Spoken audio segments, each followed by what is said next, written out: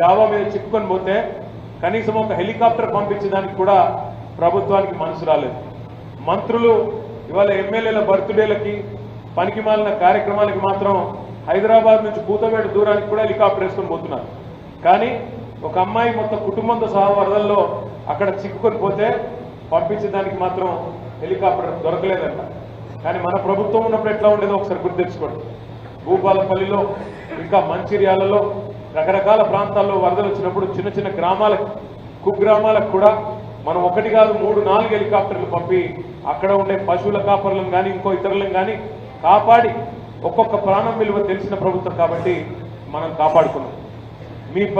ఈ ప్రభుత్వం వచ్చిన తర్వాత మీ జిల్లా మంత్రులు ఖమ్మంలో వరదలు వస్తే వరదలన్నీ పోయినాక వచ్చినారు.